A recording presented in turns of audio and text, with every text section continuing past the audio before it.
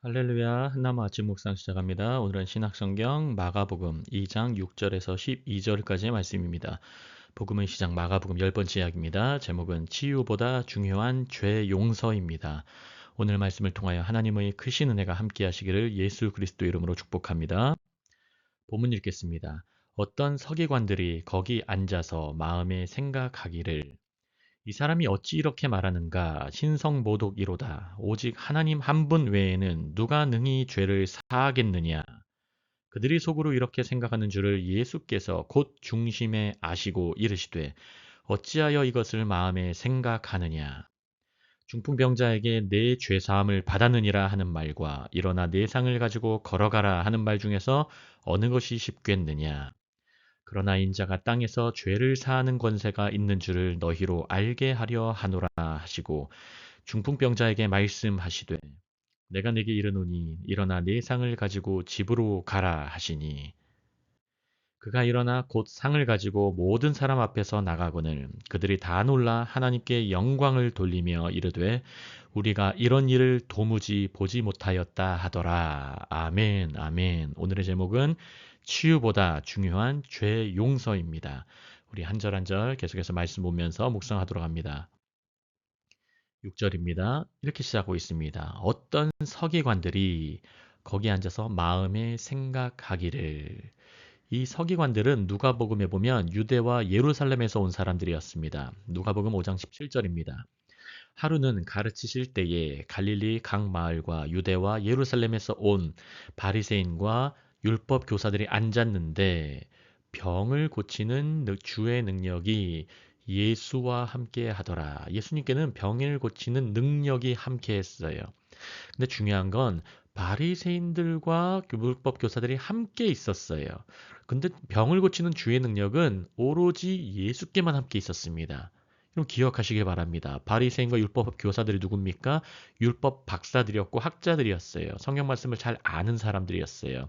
그러나 예수님은 말씀 그 자체셨고 본체셨고 예수님에게 말씀으로 말미암은 능력이 있었습니다.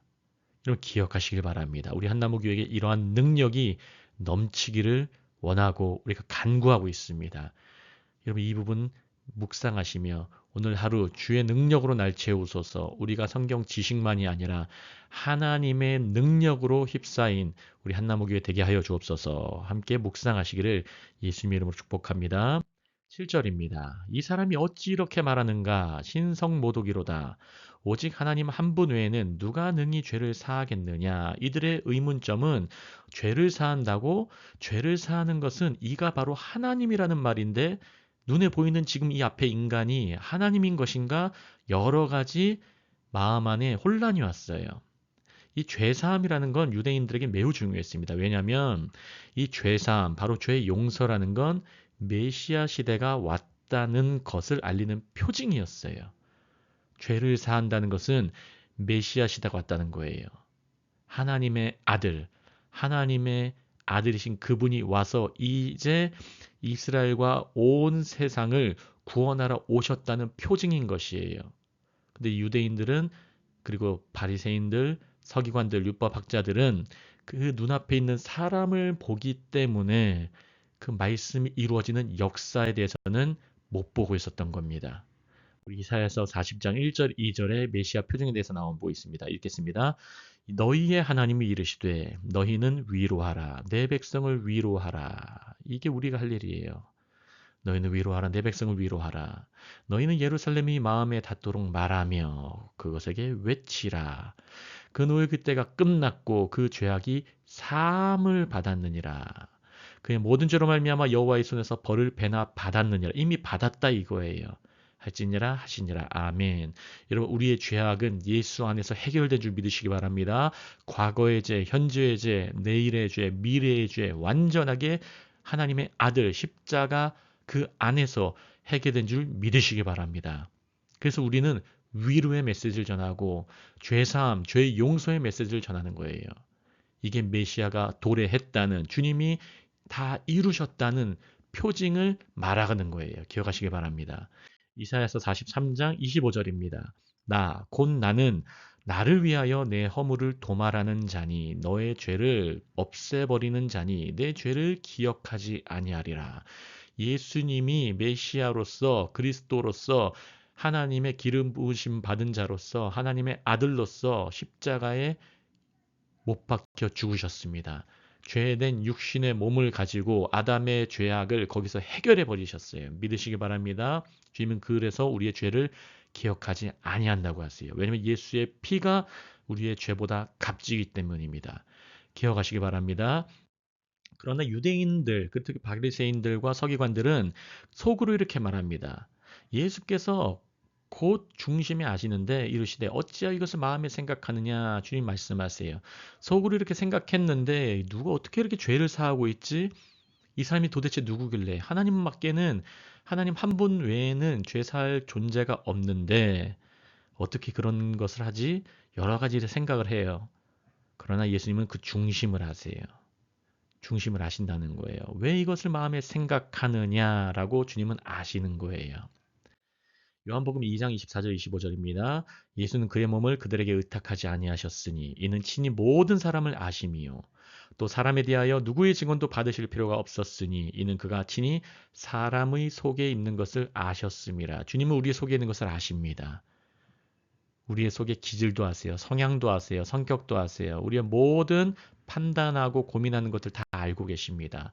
그러면 알면은 주님이 아신다는데 그걸 그대로 주님께 올려드리시길 바랍니다. 주님께 맡겨야 되는 거예요. 우리가 꽁꽁 싸매고 있는 것이 아닙니다. 주님께 맡겨야 돼요. 9절에서 예수님이 이렇게 말씀하십니다. 중풍병자에게 내 죄사함을 받았느니라 하는 말과 일어나 내 상을 가지고 걸어가라 하는 말 중에서 어느 것이 쉽겠니? 라고 말씀하세요.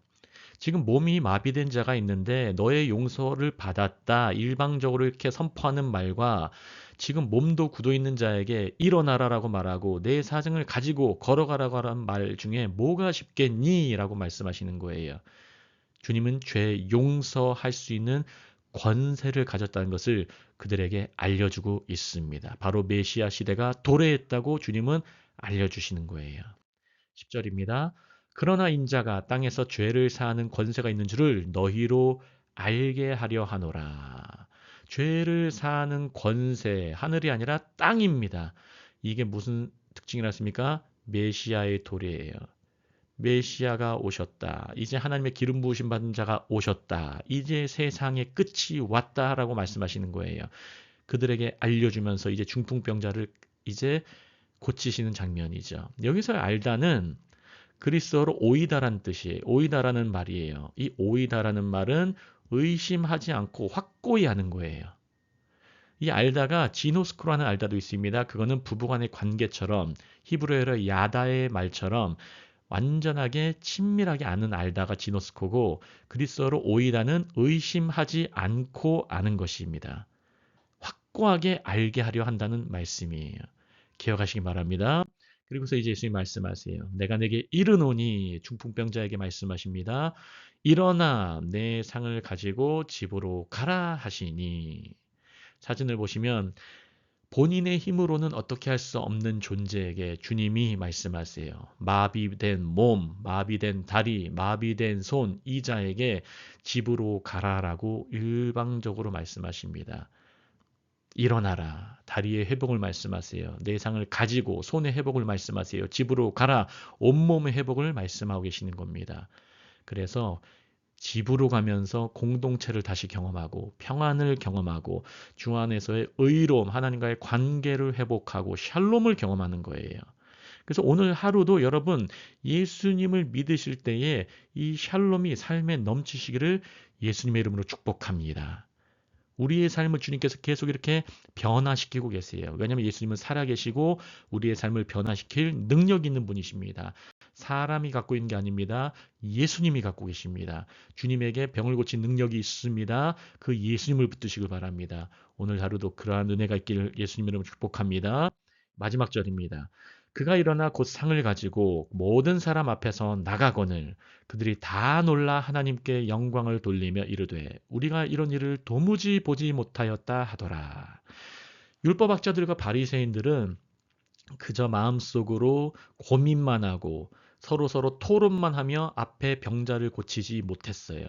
하지만 예수님께서는 토론에 집중하지 않으시고 주님의 말씀 그대로 선포하시면서 다 사람들이 놀랄 정도로 기이한 일을 보여주셨어요. 중풍병자를 고쳐주시고 마비된 다리와 손을 고치시며 마비된 몸을 회복시키시며 집으로 가게 하셨고 평안함을 보여주셨어요. 여러분 이게 교회가 할 일일 줄 믿습니다. 그들이 다 놀라는 거예요. 그들은 고칠 능력은 없는데 놀라는 능력은 있어요. 사람들이 이래요. 고칠 능력은 없어도 보기는 원해요. 하지만 주님은 거기에 굴하지 않으십니다. 주님은 하나님께 영광 돌리는 데 집중하셨고 메시아의 시대, 그리스도의 시대가 도래했다는 걸 바로 하나님의 나라가 임하고 있다는 걸 보여주시는 데 목적이 있습니다. 그래서 주님은 그 치유 자체가 아니라 오늘 말씀 한 구절 한 구절을 통해서 치유보다 죄 용서가 중요하다고 보여주신 거예요. 오늘의 제목은 치유보다 중요한 죄 용서입니다. 여러분, 치유, 나타나는 나의 문제 해결보다 우리의 죄, 그 본질적인 죄 해결이 먼저라는 것을 기억하시기 바랍니다. 죄 용서가 이루어지면 그 다음에 주님께서 우리의 삶을 하나하나 만져가세요. 우리의 마비된 다리, 우리의 마비된 손, 마비된 몸까지 주님께서 만지세요. 주님의 터치는 능력이 있습니다. 오늘도 하루도 주님의 터치가 충만하시기를 예수 그리스도 이름으로 축복합니다. 그래서 죄 용서가 온전히 임하고 그로 말미암아 우리의 삶의 치유가 곳곳에 임하기를 예수 그리스도 이름으로 축원드립니다. 기도하겠습니다. 할렐루야. 하나님 아버지 너무나 감사합니다. 오늘 신약성경 마가복음 2장 6절에서 12절까지의 말씀을 가지고 치유보다 중요한 죄 용서라는 제목으로 주의 은혜의 말씀을 묵상하고 나눴습니다. 아버지 하나님, 우리가 사람을 살리는 데에 집중하는 교회가 되도록 붙들어 주시옵소서. 하나님 아버지, 기적과 이사보다 하나님의 나라가 임하도록 하는 데에 먼저 집중하는 우리 모두가 될 수 있도록 역사하시고 도와주시옵소서. 병을 고치는 주의 능력이 예수님께만 함께한 줄 오늘 배우고 말씀 묵상 나눴습니다. 주님, 그 예수님이 우리 안에 있습니다. 그 예수님이 우리 교회와 함께 있습니다. 그 예수님이 우리를 살리십니다.